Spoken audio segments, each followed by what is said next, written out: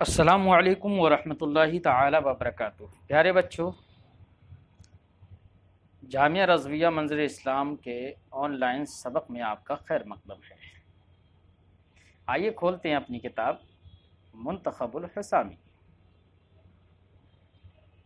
شروع کرتے ہیں کتاب کی عبارت پڑھنا، اس کے بعد اس کا مطلب سمجھتے ہیں۔ شروع کرتے ہیں بچوں جی۔ بسم اللہ الرحمن الرحیم۔ والاتصال سبب من هذا القبيل وهو نوعان، احدهما اتصال الحكم بالعلة كاتصال الملك بالشراء، وإنه يوجب الاستعارة من الطرفين لأن العلة لم تشرع إلا لحكمها والحكم لا يثبت إلا بعلة فاستوى الاتصال فعمت الاستعارة، ولهذا قلنا في من قال إن اشتريت عبدا فهو حر فاشترى نصف عبد وباعه ثم اشترى النصف الآخر يعتق هذا النصف الآخر، ولو قال إن ملكت لا يعتق ما لم يجتمع الكل في ملكه، فإن عنا بأحدهما الآخر تعمل نيته في الموضعين، لكن فيما فيه تخفيف عليه لا يصدق في القضاء ويصدق ديانة۔ پیارے بچوں، آپ نے عبارت سنی۔ آج اس عبارت میں صاحب کتاب کیا بتا رہے ہیں، اس کے بتانے سے پہلے ہم ایک مذکورہ سبق کے بارے میں ایک سوال اور ایک اعتراض کر کے اس کا جواب دے دیتے ہیں۔ اس سے پہلے حقیقت اور مجاز کی تعریف کی گئی تھی، تو مجاز کی تعریف میں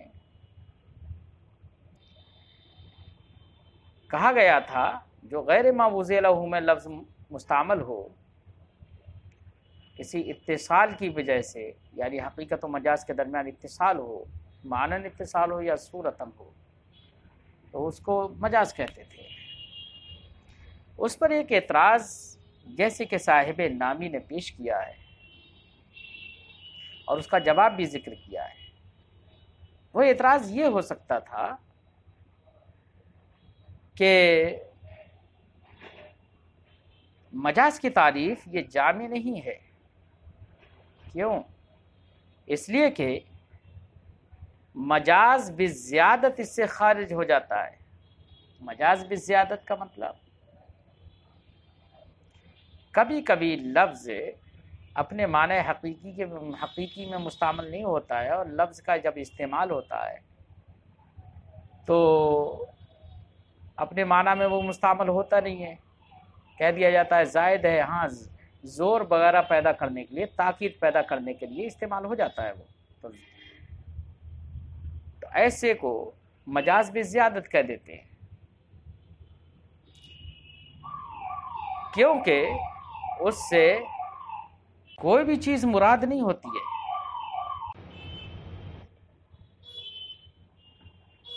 جیسے کہ کاف اللہ کے اس فرمان میں لیسا کمثلہ شیء، ظاہر بات ہے کاف تشبیہ کے لیے ہے، اس کے بعد لفظ مثل بھی آ رہا ہے، تو تشبیہ کا معنی تو لفظ مثل ہی ادا کر دے رہا ہے، تو کاف تو زائد ہے نا، اپنے معنی حقیقی تشبیہ میں مستعمل نہیں ہے، تو مجاز،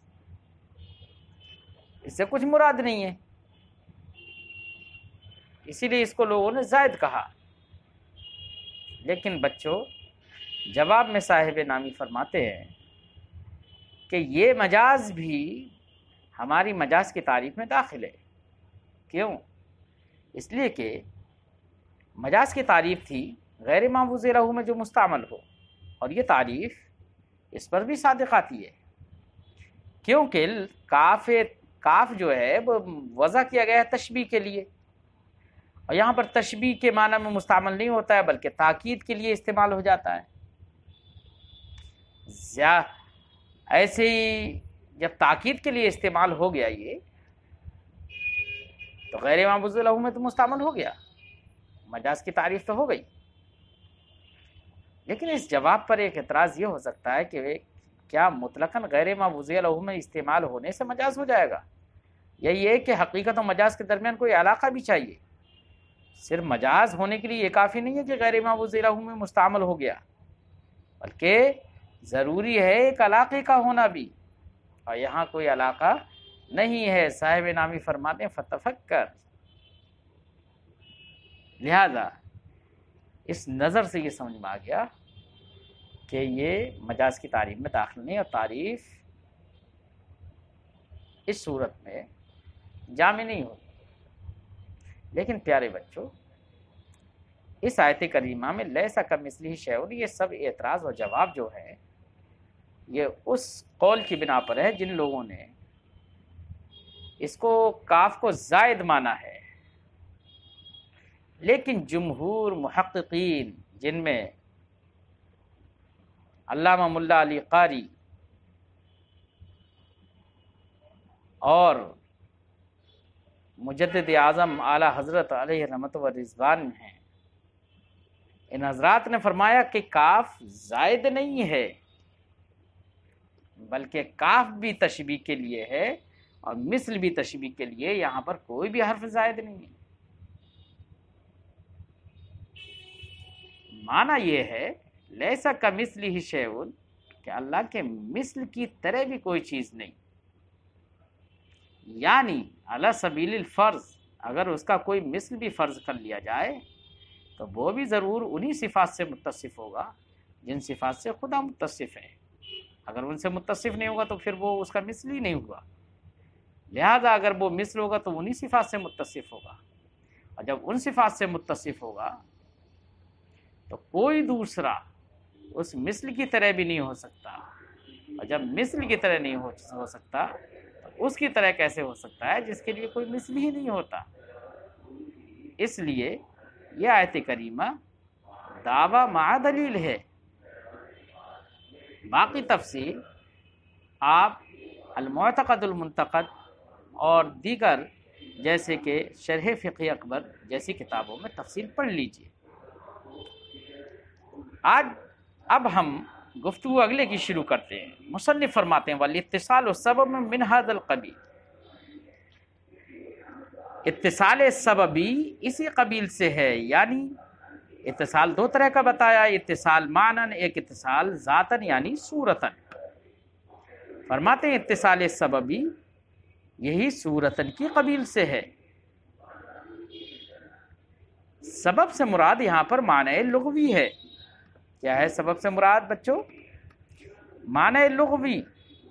معنی لغوی کا مطلب ہوتا ہے کہ ہر وہ چیز جو کسی دوسری شے تک پہنچا دے، اور دوسری شے تک پہنچانے کا کام کرے تو اسے سبب کہیں گے۔ جس طریقے سے سبب اصطلاحی اپنے مسبب تک پہنچاتا ہے، ویسے ہی پیارے بچوں علت بھی اپنے حکم تک پہنچاتی ہے۔ جب سبب سے مراد سبب لغوی ہے تو اب یہ افضا کا معنی اور پہنچانے کا معنی جو سبب لغوی کا ہے، یہ معنی تو علت میں بھی پایا جاتا ہے۔ اس لیے اتصال سببی اسی قبیل سے ہے، یعنی صورتن کی قبیل سے ہے۔ اسی لیے صاحب کتاب نے آگے اس کی دو قسمیں کر دیں، ایک اتصال الحکم بالعلت اور ایک اتصال السبب بالمسبب۔ تو آپ کہیں گے کہ اتصال الحکم بالعلت میں تو سببیت نہیں ہے، تو ہم نے جواب دے دیا کہ سبب سے مراد سبب اصطلاحی نہیں بلکہ سبب لغوی مراد ہے، اور معنی افضا یہاں پر بھی پایا جاتا ہے، اس لیے یہ بھی سبب ہے لغت کے اعتبار سے۔ اس لیے مصنف نے اتصال سببی کی دو قسمیں کر دی اور کہا وَهُوَ نوعان، اتصال سببی دو قسموں پر ہے۔ احدہما، پہلی قسم ہے اتصال الحکم بالعلت، حکم کا اتصال علت کے ساتھ۔ حکم سے مراد یعنی معلول، معلول کا اتصال علت کے ساتھ ہوتا ہے، حکم کا اتصال علت کے ساتھ ہوتا ہے۔ علت کے اندر بچوں یہ ضروری ہے کہ علت کا وجود جو ہوتا ہے وہ اپنے حکم کے ثابت کرنے کے لیے ہوتا ہے، اور حکم کا ثبوت علت ہی سے ہوتا ہے، اس لیے حکم کا ثبوت علت کے بغیر نہیں ہو سکتا، اور علت جب بھی پائی جائے گی تو وہ حکم کو ثابت ضرور کرے گی۔ اس لیے یہاں پر علت کا اتصال حکم سے بھی ہوتا ہے اور حکم کا اتصال علت سے بھی ہوتا ہے، دونوں کا ایک دوسرے سے اتصال ہوتا ہے، جیسے ملک کا اتصال شرا سے۔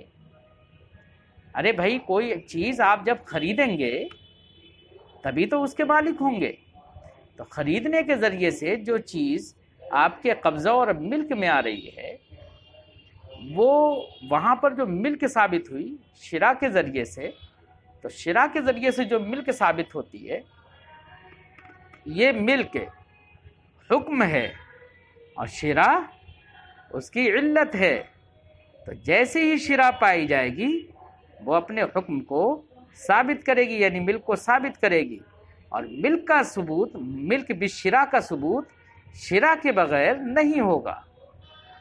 تو اتصال جانبین سے ہے بچوں۔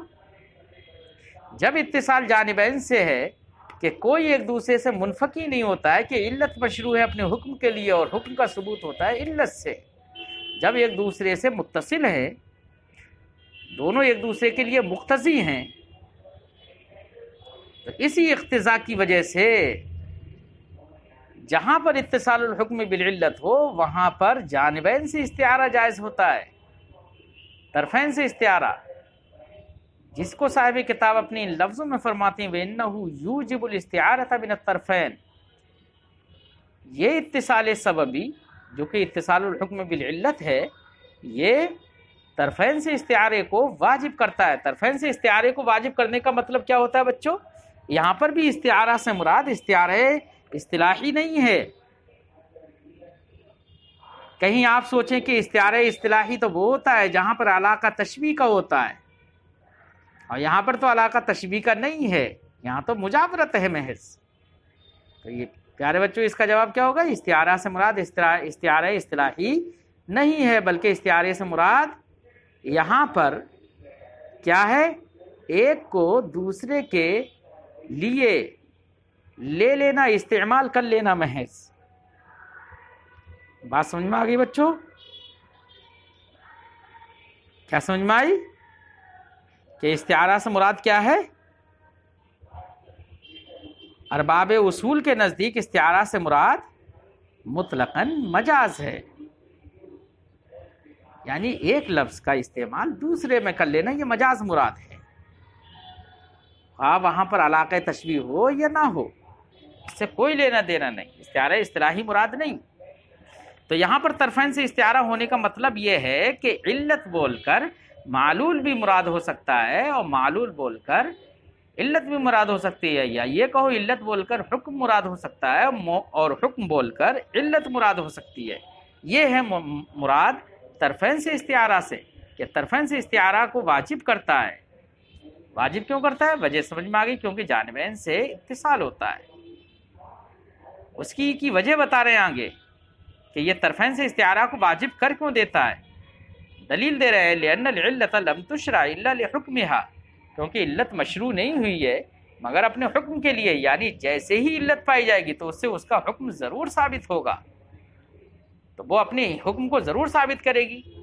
تو علت کی مشروعیت تو اس کے حکم کے لیے ہے، والحکم لا یثبت الا بعلت، اور کوئی بھی حکم اپنی علت سے، علت کے بغیر ثابت نہیں ہوتا ہے، علت ہی سے ثابت ہوتا ہے۔ تو اتصال جانبین سے ہو گیا بچوں، اسی لیے صاحب کتاب نے کہا فاستوى الاتصال، تو یہاں پر اتصال دونوں طرف سے برابر ہے، علت کا اتصال حکم سے اور حکم کا اتصال علت سے۔ بات سمجھ میں آ گئی؟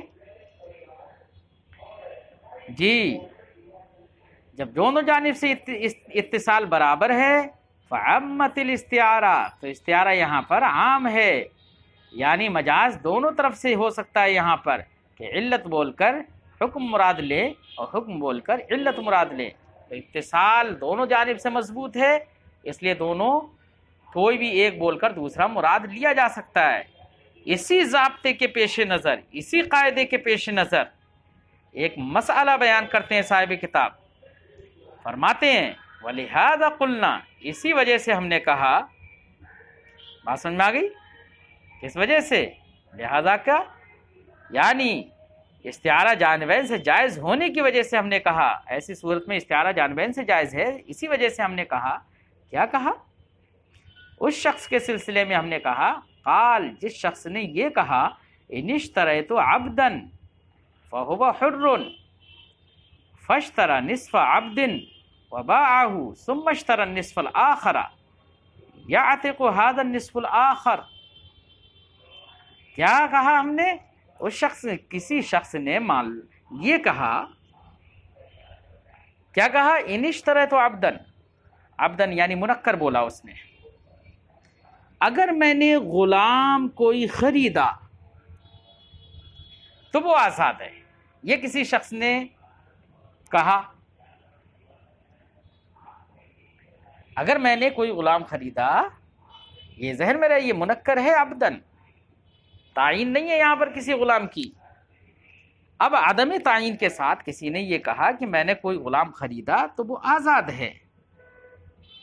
آپ جانتے ہیں بچوں، اشترا یہ علت ہے اور ملک اس کا حکم ہے۔ ظاہر بات ہے خریدے گا تو ملک کا ثبوت ہوگا نا جی۔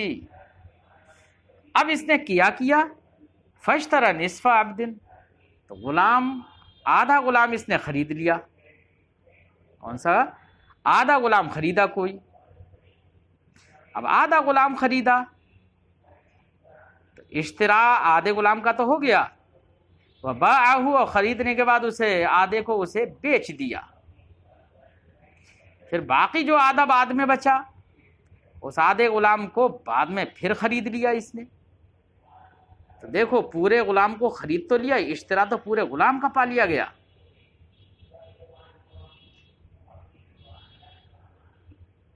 اور اس نے کہا کیا تھا؟ ان اشتریت عبدن، اگر میں نے ایک غلام خریدا، ایک غلام خریدا تو وہ آزاد ہے۔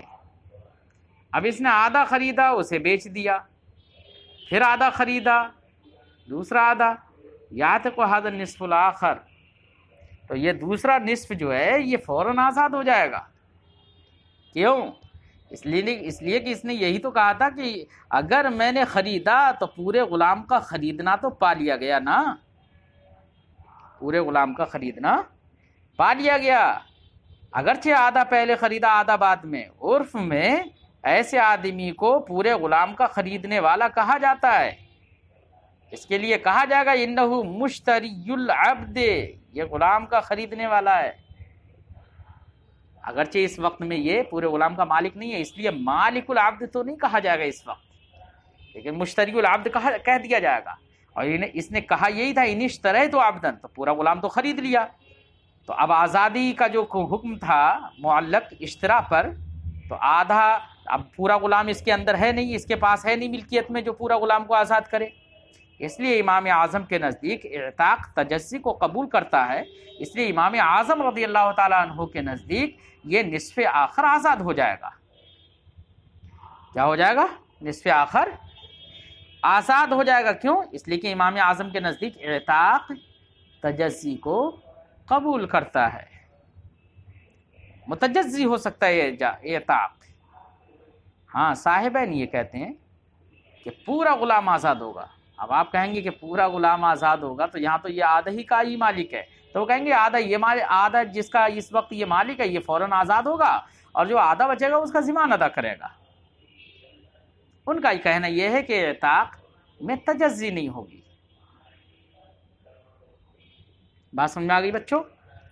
لیکن یہاں پر یہ بات تو آپ کے سمجھ میں آ گئی ہوگی نا کہ اس نے کہا تھا ان اشتریت عبدن، اگر میں نے ایک غلام خریدا تو وہ آزاد ہے، تو یہاں پر جو حکم لگا آدھا آزاد ہونے کا آگے، تو کس وجہ سے لگا؟ کیونکہ اشترا پا لیا گیا، اور اشترا علت ہے ثبوت ملک کے لیے۔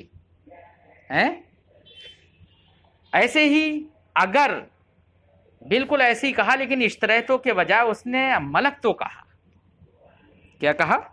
ملک تو، اور کہا ان ملک تو عبدن فہو حر،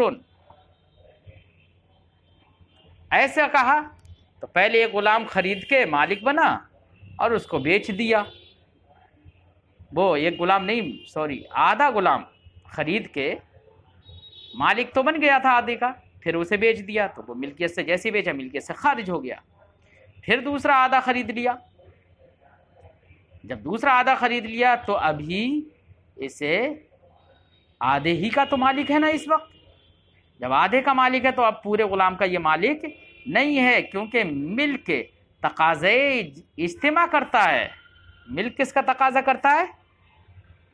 اجتماع کا، کیونکہ ملک جو ہے وہ مطلق ہے، اور دلالت عادت کی بنا پر، عرف کی بنا پر، یہ مطلق سے مراد جو ہے وہ صفت اجتماع کے ساتھ ہے مراد، یعنی عرف میں جب آدھا غلام بیچ دیا ہو اور آدھے کا مالک ہو تو اس کو مالک العبد نہیں کہا جاتا ہے، اور خریدنے کی صورت میں اس کو مشتری العبد کہا جاتا ہے۔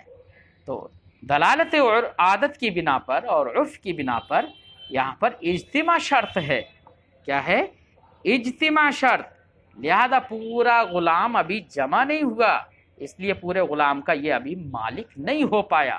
جب مالک نہیں ہوا یہ، اور اس نے کہا یہی تھا کہ اگر میں غلام کا مالک ہوا، یہ غلام کا مالک ہوا تو آزاد ہو جائے گا وہ، لہذا اس صورت میں پورے غلام کا مالک ہونا نہیں پایا گیا، اس لیے صاحب کتاب فرماتے ہیں وَلَوْ قَالَ إِن مَلَكْتُ، اگر ان اشتریتو کے بجائے اس نے ان ملکتو کہا، لا يعتق ما لم يجتمع الكل في ملکی، تو یہ آدھا غلام اس وقت تک آزاد نہیں ہوگا، یا یہ غلام اس وقت تک آزاد نہیں ہوگا جب تک کہ پورا غلام اس کی ملکیت میں جمع نہ ہو جائے۔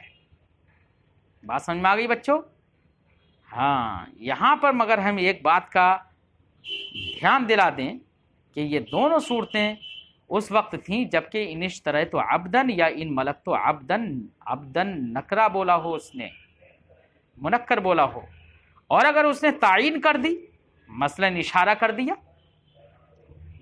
یا الف لام داخل کر دیا العبد، اور اس سے خاص غلام مراد ہو کوئی، تو اب ایسی صورت میں جو حاضر غلام ہے، خاص غلام ہے، معین غلام ہے، اگر ایسے بولا مثلا اس نے کہا ان اشتریت هذا العبد فهو حر، یا کہا ان ملکت هذا العبد فهو حر،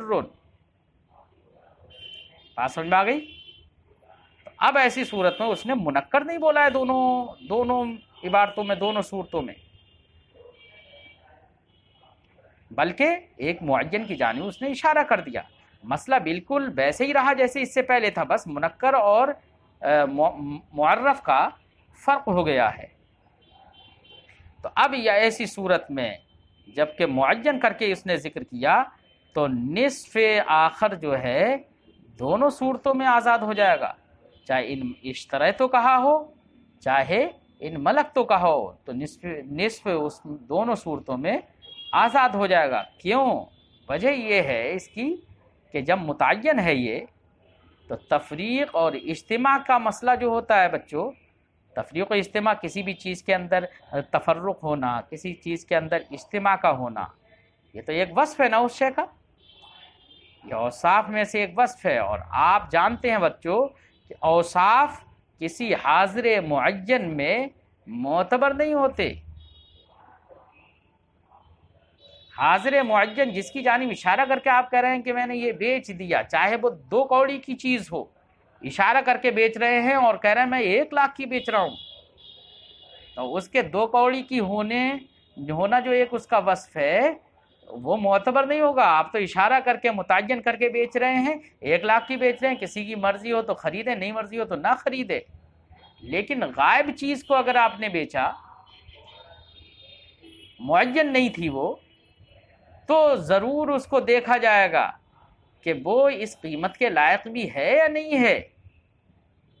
شاید ہو سکتا ہے مشتری یہ سمجھ رہا ہو کہ وہ اچھی چیز ہوگی اور وہ نکلی نہایت گھٹیا، تو اب اس کو اختیار بھی رہے گا اس چیز کا، لیکن معین جو ہے اس میں وصف معتبر نہیں ہوتا ہے، اور غیر معین میں وصف معتبر ہوتا ہے۔ جب معین کر دیا تو یہاں پر وصف اجتماع یا وصف تفریق کچھ بھی معتبر نہیں ہوگی، دونوں صورتوں میں نصف آخر آزاد ہو جائے گا۔ بات سمجھ میں آ گئی بچوں؟ تو ضابطہ کیا تھا کہ جہاں پر علت اور اس کے حکم کے درمیان اتصال ہو وہاں پر طرفین سے استعارہ جائز ہوتا ہے۔ اب اس مثال میں یہ دونوں مسئلے ہم نے پیش کر دیے، ان اشتریت و عبدن کہا اور یا ان ملکت و عبدن کہا، دونوں کا فرق بھی آپ نے سمجھ لیا۔ اشتریت والی صورت میں نصف آخر آزاد نہیں، اشتریت والی صورت میں نصف آخر آزاد ہو رہا تھا، اور ملکت والی صورت میں نصف آخر آزاد نہیں ہو رہا تھا۔ آزاد نہیں ہوگا تو ملکت والی صورت میں اس کہنے والے کا فائدہ ہو جائے گا نا کہ غلام آزاد نہیں ہو رہا ہے، اور اشتریت والی صورت میں آزاد ہو جا رہا تھا، اس لیے اس میں نقصان ہوگا اس کا نا جی۔ لیکن آپ نے اس مسئلے سے سمجھا کیا؟ سمجھا یہ کہ اشترا وہ علت ہے اور ملک اس کا حکم ہے، اور علت اور حکم جہاں پر ہو وہاں پر طرفین سے استعارہ جائز ہوتا ہے۔ لہذا ان اشتریت عبدن فہو حر کہا، اور وہ یہ کہتا ہے لیکن میری مراد، میں اشتریت بول کر ملک تو مراد لے رہا ہوں۔ کیا مراد لے رہا ہے؟ ملک تو یعنی غیر معوض لہ میں اس کا استعمال کر رہا ہے، اور غیر معوض لہ وہ کیا ہے؟ معلول حکم۔ تو علت اور حکم، علت بول کر اس نے حکم مراد لے لیا۔ تو چونکہ یہ قاعدہ ہے، قاعدہ کے تحت آپ یہی ضابطہ ہے، اس ضابطے کے پیش نظر آپ یہی کہیں گے کہ اس کا اشتریت عبدن فہو حر کہہ کر ملک تو مراد لینا درست ہے۔ یہی فتویٰ دیں گے آپ، مفتی سے اگر استفتاء کیا جائے تو وہ یہی فتویٰ دے گا کہ اس کا اشتریت بول کر ملک تو مراد لینا صحیح ہے۔ ایسے ہی اس نے کہا ان ملک تو عبدن فہو حر، اور بولا کہ میری ملک تو سے مراد اشتریت ہے، تو یہاں پر حکم بول کر علت مراد لے رہا ہے۔ مفتی صاحب کہیں گے کہ اس کا مراد لینا بالکل صحیح ہے، کیونکہ شریعت کا یہی قانون ہے، قاعدہ ہے۔ دونوں طرف سے استعارہ جائز ہو گیا۔ اس بات کو سمجھانے کے لیے یہ مسئلے کی تمہید باندھی تھی، جس کو صاحب کتاب اپنے ان لفظوں میں کہتے ہیں فَإِنْ عَنَا بِأَحَدِهِمَا الْآخَرَ، اگر ان میں سے کسی ایک کو بول کر دوسرا مراد لیا تو عمل و نیتہ فی الموضعین، تو دونوں جگہوں میں، دونوں مسئلوں میں اس کی نیت معتبر ہوگی، نیت مانی جائے گی قانون کے لحاظ سے۔ لیکن فرماتے ہیں لیکن فیما فیہ تخفیف علیہ، لیکن اگر کوئی مسئلہ ایسا ہے کہ جس میں اس کے اوپر تخفیف ہو رہی ہو، جیسے کہ میں نے کہا تھا نا ان اشتریت عبدن فہو حر کہا کسی نے، تو اس صورت میں اس کا نصف آخر آزاد ہو جا رہا تھا، اور ان ملکتوں کی صورت میں آزاد نہیں ہو رہا تھا، کیونکہ وہاں پر اجتماع ضروری ہے۔ لہذا اگر کسی شخص نے ان ملکت عبدن فہو حر کہہ دیا، اب اس نے آدھا کا مالک ہوا، اسے بیچ دیا، پھر آدھے کا مالک ہوا، تو ان ملکتوں کو اس کے معنی حقیقی میں رکھیں گے تب نصف آخر آزاد نہیں ہوگا۔ لیکن اگر اس نے کہہ دیا کہ میری مراد ان اشتریت ہے، کیا کہہ دیا اس نے؟ میری مراد ان اشتریت ہے، تب تو نصف آخر آزاد ہو جائے گا نا۔ جب نصف آخر آزاد ہو جائے گا تو اس میں بتاؤ اس کہنے والے کا فائدہ ہے یا نقصان؟ ان ملکتوں کہہ کر ان اشتریت مراد لینے میں اس کا نقصان ہو رہا ہے، کیونکہ اس کا غلام آزاد ہو رہا ہے۔ اس کے برخلاف اس کا الٹا کر لو کہ ان اشتریت عبدن کہا تھا تو اس کا غلام آزاد ہو رہا تھا آدھا، لیکن اس نے کہا کہ میں نے ان اشتریت عبدن بول کر میں نے ان ملکتوں مراد لیا، ان ملکتوں کی صورت میں اس کا غلام آزاد نہیں ہو رہا ہے۔ اس میں بتائیے اس کا فائدہ ہے نہیں؟ یقیناً جب آدھا غلام آزاد نہیں ہو رہا ہے تو اس میں فائدہ ہے۔ تو اب ان اشتریت عبدن کہا تھا اور کہہ رہا ہے کہ میری مراد ان ملکت عبدن ہے، تو اس صورت میں از روئے قانون استعارہ تو صحیح ہے، مراد لینا جائز ہے اس کا، تو قانون کے لحاظ سے مفتی صاحب تو فتویٰ یہی دیں گے کہ اس کا مراد لینا صحیح ہے۔ لیکن قاضی صاحب کے پاس یہ مسئلہ اگر پہنچا تو قاضی صاحب یہاں پر فیصلہ یہ نہیں کریں گے کہ یہ مراد لے رہا ہے صحیح ہے، بلکہ قاضی صاحب جب تک کہ وہ کوئی گواہ اور بینہ قائم نہیں کر دیتا اس وقت تک قاضی صاحب یہ فیصلہ نہیں کریں گے۔ کیوں؟ اس لیے کہ ان اشترے تو بول کر ان ملک تو مراد لینے میں اس کا فائدہ ہے، جب فائدہ ہے تو ہو سکتا ہے یہ شبہ اور وہم ہو سکتا ہے، یہ بات پیدا ہو سکتی ہے کہ وہ اس فائدے کے تحت جھوٹ بول رہا ہو۔ تو یہاں پر جھوٹ بولنے کی جو تہمت کا ایک شائبہ ہے، اس کے پیش نظر قاضی صاحب یہ فیصلہ نہیں کریں گے، جس کے لیے صاحب کتاب نے اپنی اس عبارت کو پیش کیا، لیکن فیما فیہ تخفیف علیہ، لیکن اس مسئلے میں جس میں اس پر تخفیف ہو رہی ہو، لا یصدق فی القضاء، قضاء میں اس کی تصدیق نہیں کی جائے گی، ویصدق دیانتاً، لیکن دیانت اور دین اور شریعت کے لحاظ سے بینہ و بین اللہ اس کی تصدیق کر دی جائے گی، بینہ و بین اللہ اس کی تصدیق کر دی جائے گی۔ بات سمجھ میں آ گئی بچوں؟ یہ بالکل ایسے ہی ہے جب کسی فقیہ سے کوئی استفتاء کرے تو وہ فقیہ اسی کا فتویٰ دے گا جو اس کی نیت ہوگی، کیونکہ استعارہ دونوں طرف سے صحیح ہے، اگرچہ قاضی اس کی تصدیق تہمت کے وجہ سے نہیں کر سکتا۔ مثال کے طور پر یہ ایسے ہی ہے جیسے کہ اگر کسی شخص نے کسی عالم سے یہ کہا لفلان علی 100 درہم وقد قضیتہ هل بریت من دینی، فلاں آدمی کے میرے اوپر 100 درہم تھے، میں نے وہ 100 درہم ادا کر دیے، تو اے عالم صاحب کیا میں اس قرض سے بری ہو چکا؟ تو یہ عالم صاحب فتویٰ دیں گے کہ ہاں تم بری ہو گئے ہو، لیکن اگر یہ قاضی کے سامنے یہ بات کہتا ہے تو قاضی صاحب اس کی برات کا حکم نہیں دیں گے، اب تب تک حکم نہیں دیں گے جب تک کہ یہ ادائیگی پر بینہ قائم نہیں کر دیتا۔ تو بچوں سمجھ میں آ گئی بات؟ جانبین سے استعارہ جائز ہے، سمجھ میں آ گیا؟ امید ہے کہ آپ کو سمجھ میں آیا ہوگا اور کتاب کو آپ یاد کریں گے، اپنے سبق کو یاد کریں گے۔ پیارے بچوں ایک بات ہم آپ کو یہاں سے بتا دیں کہ آپ کے یہ اسباق